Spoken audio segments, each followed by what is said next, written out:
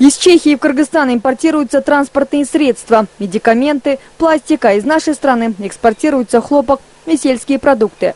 В прошлом году товарооборот между двумя странами составил $7 миллионов. Поэтому целью этого форума является увеличение этих показателей и, конечно же, привлечение большого числа инвесторов из Чехии.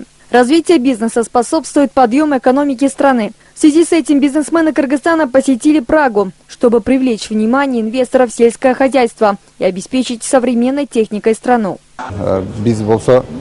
Мы здесь для решения проблем поставки современной техники для возделывания земли, также в целях развития сельского хозяйства. Мы хотим обменяться опытом и в бизнесе.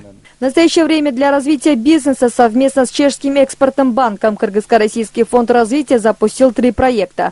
Бизнесмены Чехии заинтересованы в основном в сельскохозяйственной и гидроэнергетической отрасли.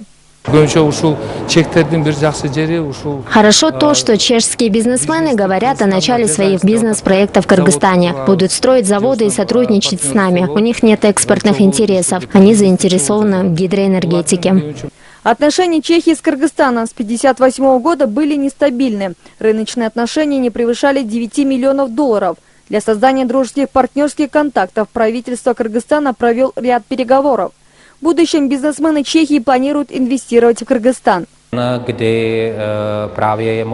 Сегодняшнее мероприятие открыло дорогу для кыргызских и чешских бизнесменов. Хочу особо отметить компанию «Чехтрейд». Предприятие оказывает поддержку как нашим предпринимателям, так и бизнесменам других стран. Сейчас готовят ряд проектов для реализации в Кыргызстане, связанных с гидроэнергетикой. А результатом прошедшего форума стало открытие границ в Чехию кыргызских товаров, таких как фасоль, этноодежда и сельхозпродукты в рамках статуса ВСП+.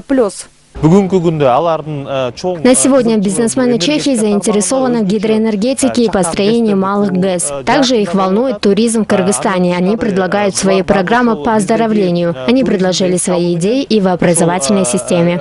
Отметим, что форум «Чехия-Кыргызстан» проходит впервые за 23 года. До этого в Кыргызстане проводили встречи 2 раза. И тогда подписали несколько договоров между бизнесменами. Айгерим Бараканова, Мирим Шаршеналиева, Салабат Эркетаева, Талас Аманбеков, ЛТР, Прага.